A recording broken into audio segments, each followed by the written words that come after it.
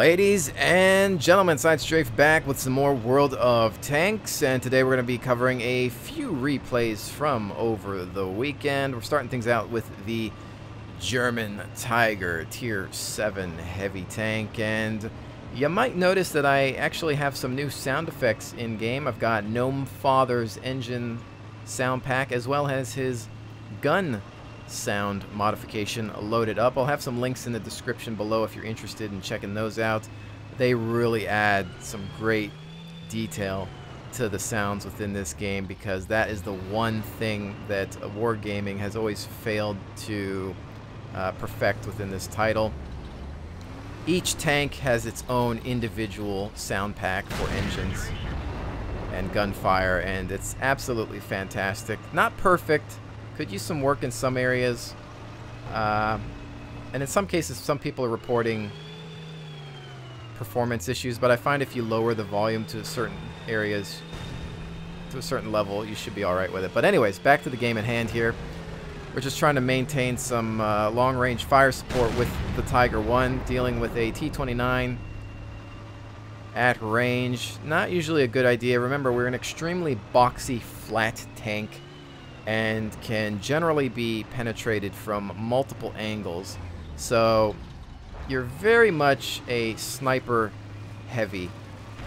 And here I'm just trying to take a look at the minimap and think about what we're dealing with. I'm trying to get into a side scrape position here. As you can see, the way I'm angling myself. Looking down the line, there's a VK. Waiting for him to perhaps pop out, but I take a hit there. Not sure from what. Throw one out at the VK and then go into retreat.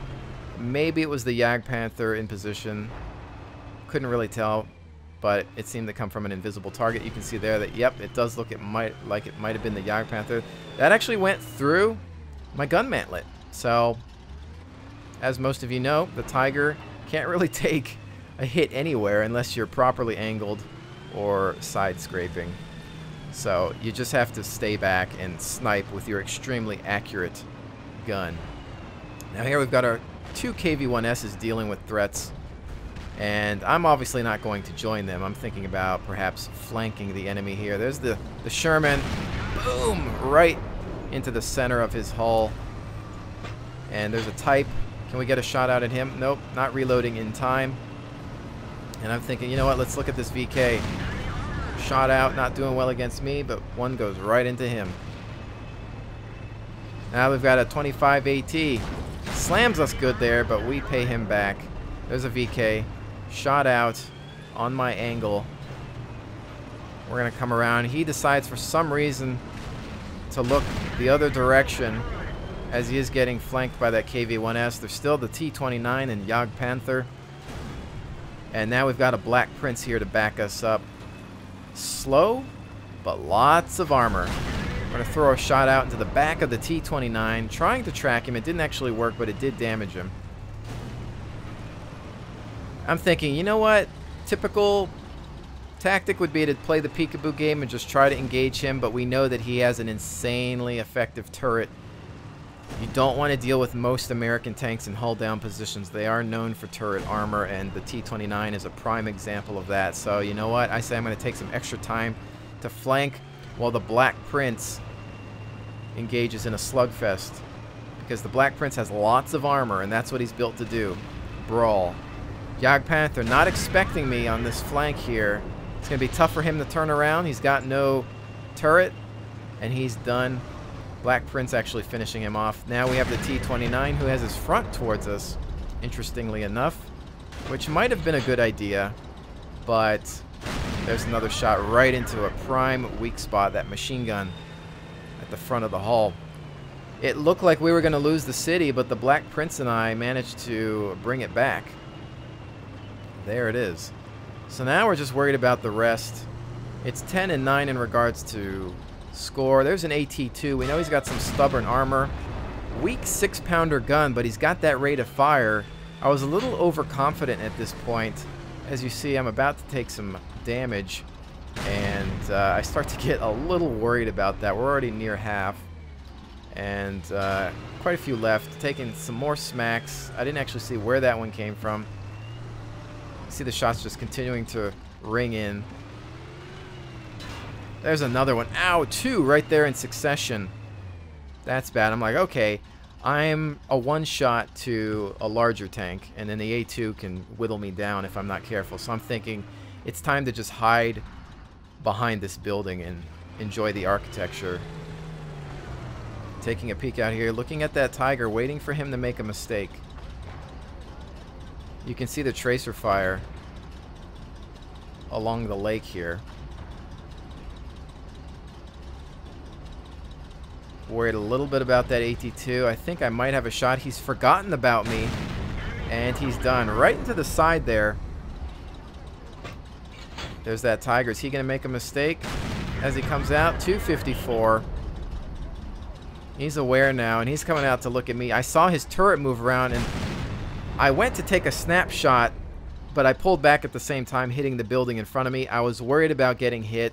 I know that he could have one-shot me, and I wasn't going to deal with that, so I just backed up immediately there. But you can see that we've already got the top gun for this game, and we're just worried about taking out that Tiger safely. There's also a Hellcat moving in to assist, and there we go. Nice accurate shot. Loving the new sound effects as well. Hellcat 236. He's a one-shot to anybody. And who's going to grab it? The Black Prince taking it. Let's go ahead and look at some of the stats. That was one that started out a little rough, but we managed to bring it back in the city fight. And I think just flanking was the key there. You saw we went around that T-29. And the T-29 was actually doing something kind of smart. He had the rear of his armor protected by a wreck. But then he had his front armor facing the other direction in case somebody was to come around him. He would at least have better armor up front. However, we know that American tanks don't have great hull armor. There's a lot of weak spots. It's generally easy to penetrate even without those weak spots.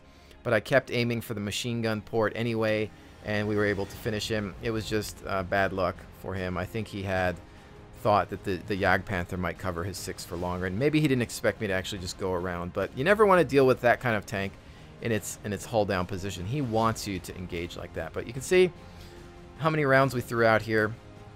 I'm going to go to the next page and see that we did 3,021 damage, grabbing 7 kills there, which doesn't happen for me often, but when it does, it's oh so sweet. You know, good job the Black Prince and the rest of the people on my team that managed to carry it a bit there.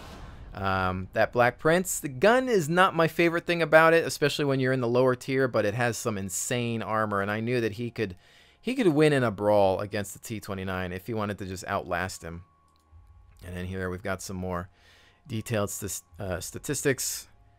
18 shots fired, 15 of which were direct hits, and then 15, of course, penetrations. So direct hits 15 pens, not bad, but also a good tiering and a pretty decent matchup for us there. So let's go ahead and take a look at the next one. All right, and our next matchup, of course, featuring the AT-8 British Tier 6 tank destroyer. This thing is basically a mobile bunker, as you'll soon see. However, as you may also notice, we have an M3 Lee who is already complaining as the game has not even begun. He's pretty much in the mindset that this game is over because we are not communicating with him and that we're not talking tactics. Well, welcome to World of Tanks and enjoying a pub match.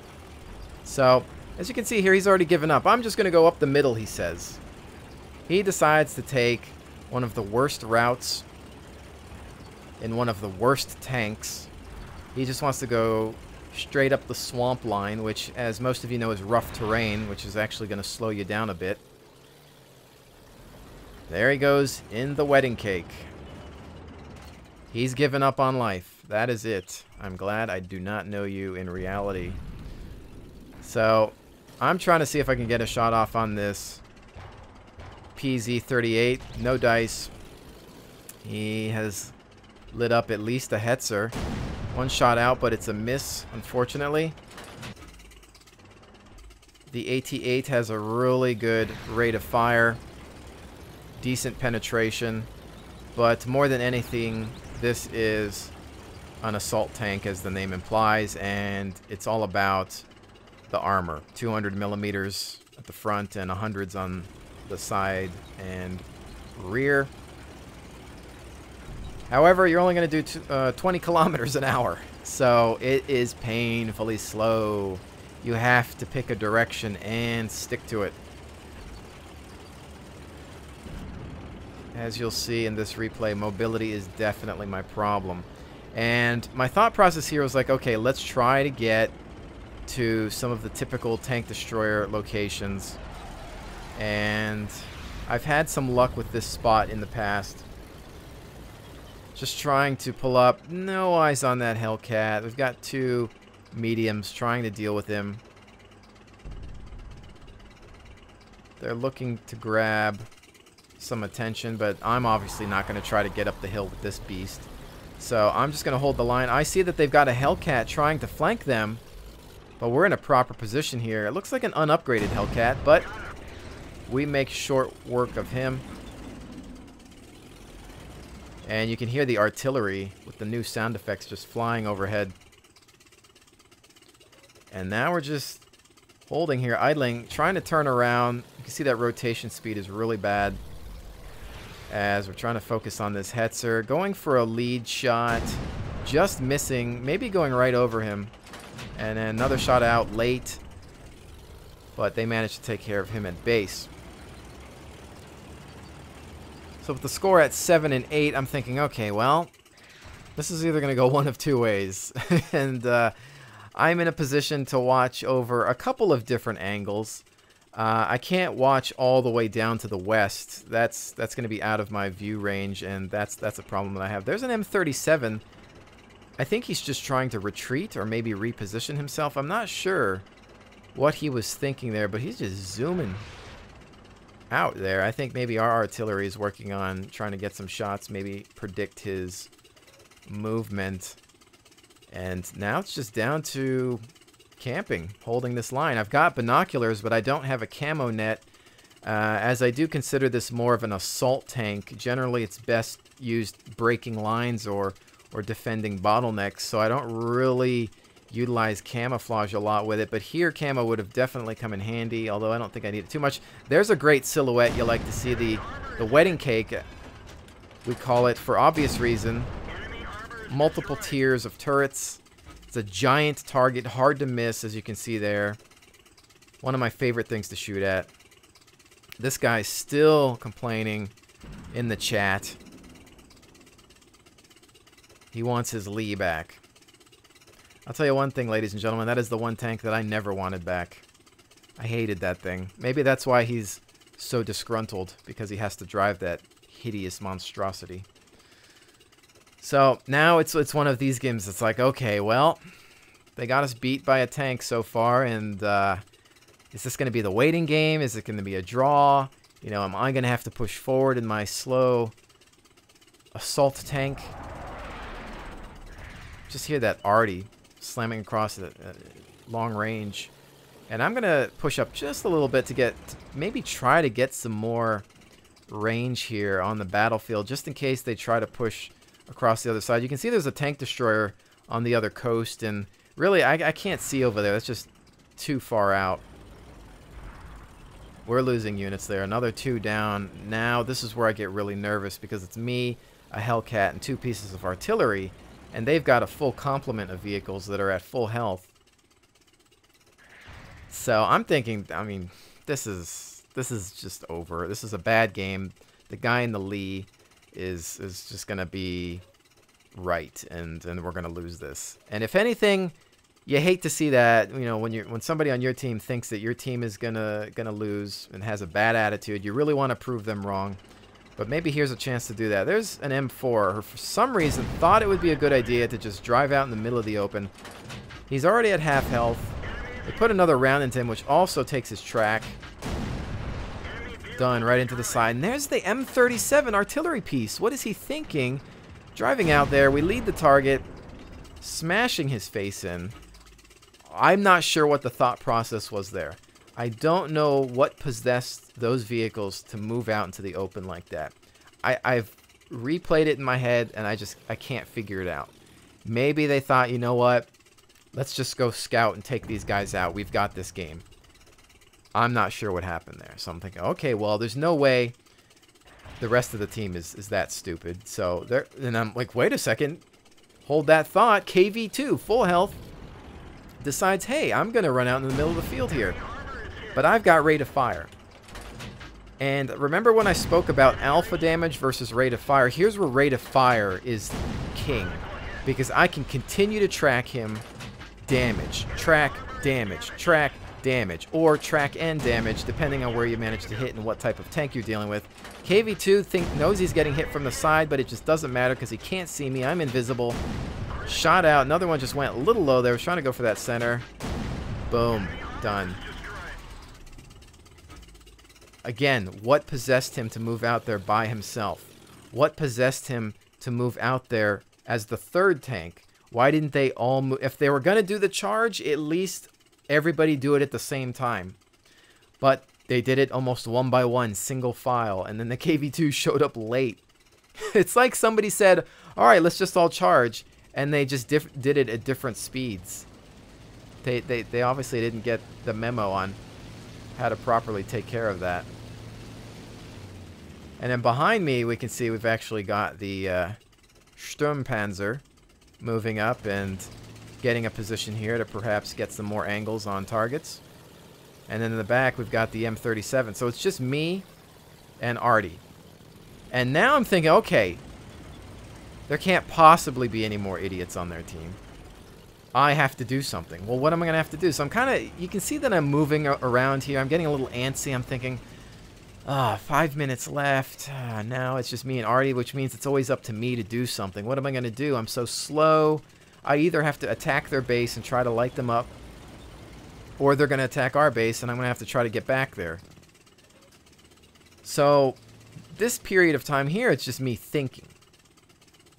It was really difficult for me because I felt like this game for me personally was going pretty well.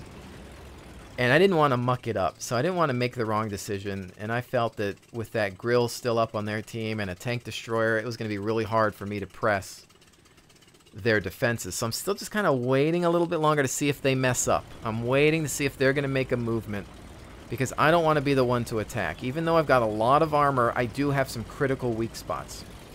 The cupola here and these machine guns on the top of this vehicle are weak. And everybody knows it, and most people generally aim for that. However, there's now an enemy TD at our base, and I'm flipping around here. I have no choice but to head back. We lose... Actually, we take out the Su-85 via the M37. He's moving in and gets destroyed in the process.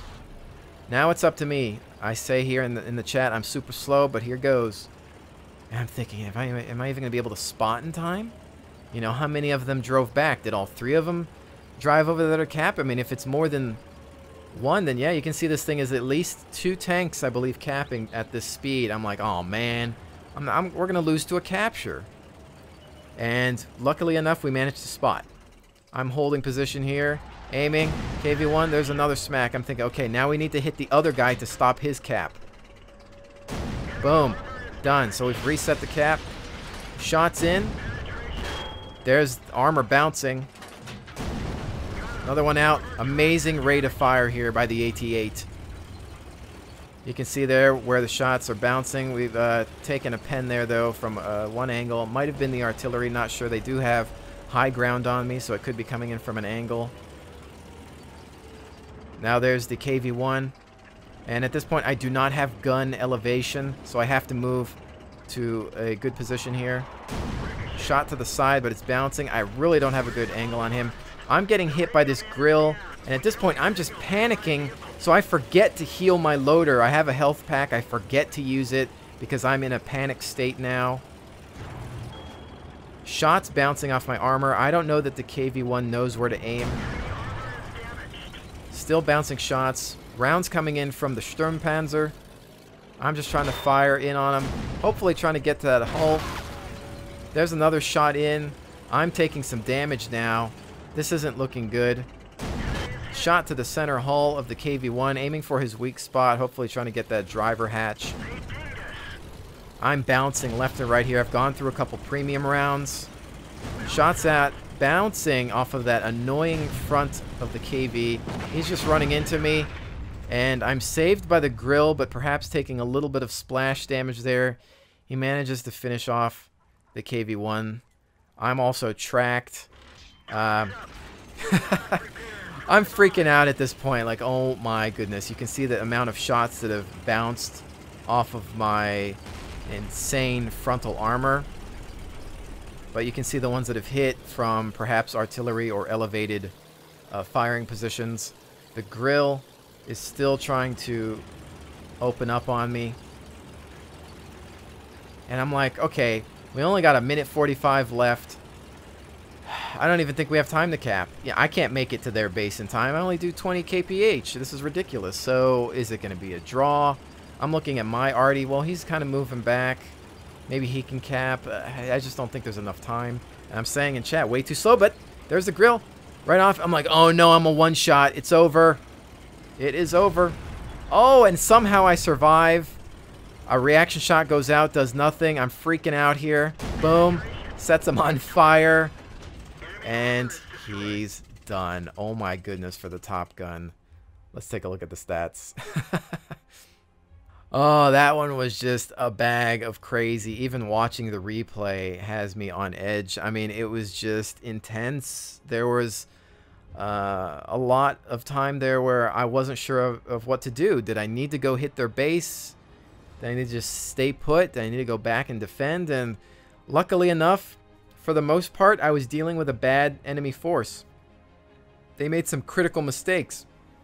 Had they all charged together, maybe they would have had more success. Had they maybe come down the other line, you know, had they approached from the extreme flank, you know, I don't think I would have been able to deal with all of them. But you can see here we were well rewarded for that battle. Lots of damage and assistance out there. And taking a look at the next page, you can see we did 2,355 total damage for 6 kills in the Top Gun. The Sturmpanzer, the artillery in general, just doing a decent job towards the end there. The Sturmpanzer obviously helped me out. He took the KV-1. I just kept bouncing. I'd gone through some premium shells to help grab him, but that's what the KV-1 is about. It does have some annoying frontal armor at times. And the AT-8 can have some issues with tanks, although generally it has good penetration there. So we've got 31 shots fired, 24 of which were direct hits, 19 penetrations, and potential damage received, 3,270. We got 2 enemies spotted. Plenty of damage all across the board, and, you know, not really making out like a bandit credit-wise, but you know, it was that kind of game. I had to go through a lot of ammo, and then I went through some premium rounds, so that's where some of the expense went. And that was just that was a game that started out with bad attitudes. We had an M3 Lee who was just complaining at the beginning of the game. Before the timer was even up, he was ranting. And I don't know, he must have just woke up on the wrong side of the bed. But if you go in with a bad attitude, more often than not, you're going to end up with a loss, or at least a personal defeat, while the rest of your team just carries you. You know, being negative at the start just because nobody's talking to you, or maybe you run into a lemming train, or whatever other reason, you can't let that affect you.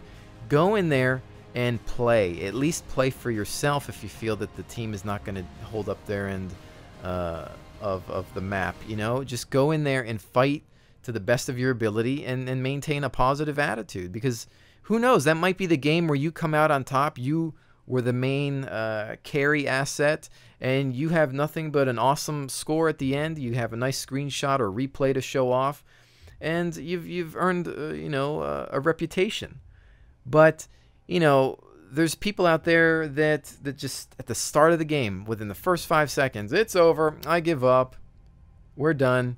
And you know what? Most of those people, I've been waiting to rant about this for some time now, are those individuals that use that XVM modification. And while XVM does some good, the ability to create damage meters and things like that, I'm okay with that stuff, but I'm not okay with being able to see the stats of other players.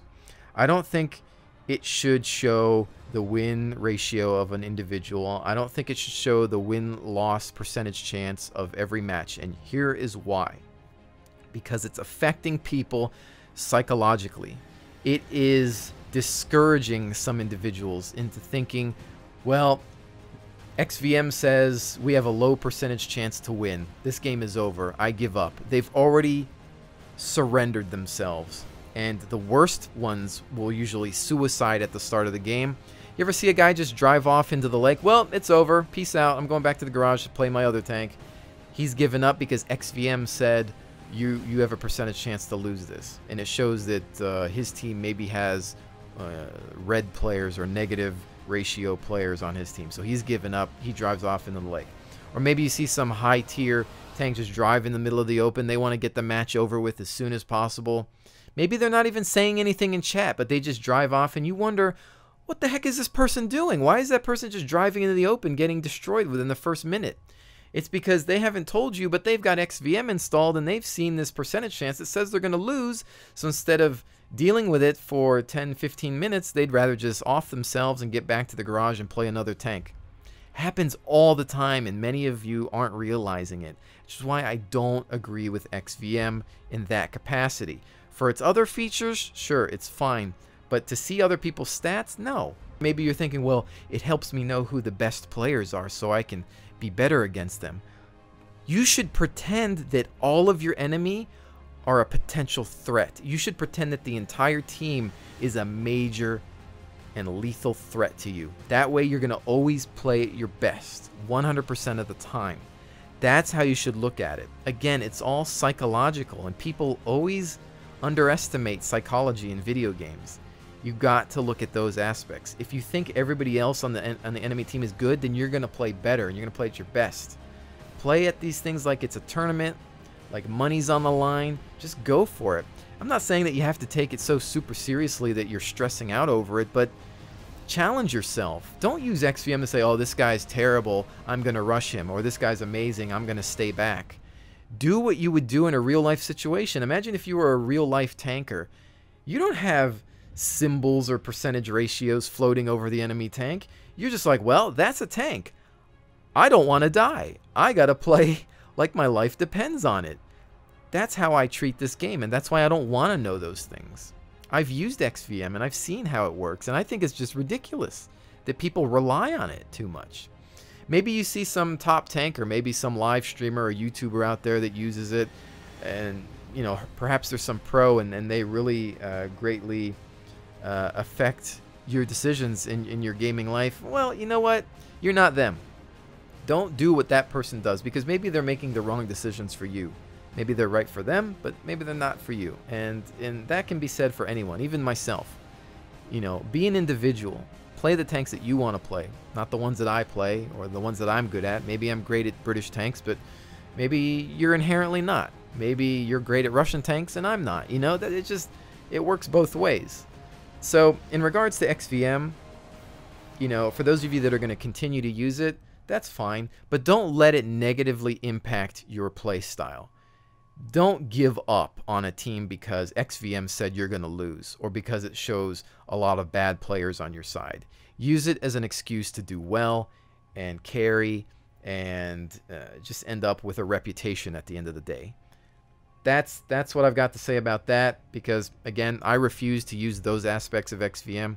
I'm fine with, you know, damage meters. I've even looked into maybe getting something like that for myself, or maybe some other map modification or something that might just be a little bit helpful, or things that I think should already exist within the game. But I'm just saying, I'm just tired of seeing people drive off into a lake or suicide or give up on us because some stupid mod told them we were going to lose. You know, I've had enough of it.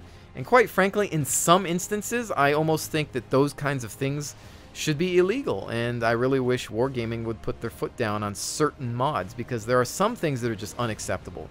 I'm a big modder at heart. You know, I grew up with mods in video games, and I'm cool with most of them, but there are some that I think cross the line, And XVM is one of those that starts to cross the line in some areas. That's all I have to say really about that. It's no offense to people using it, no disrespect. I'm just saying I don't agree with being able to see stats because I think it affects people in negative ways, and you should treat everyone as a potential threat. So that was a little long-winded, but I've been actually meaning to discuss the whole XVM scenario for some time now. Please use your best judgment when looking at that kind of stuff. Play to the best of your ability all the time, regardless of what some code tells you, okay? Just leave it at that. But anyways, ladies and gentlemen, I want to thank you so much for joining me once again. I will definitely see you on the next one.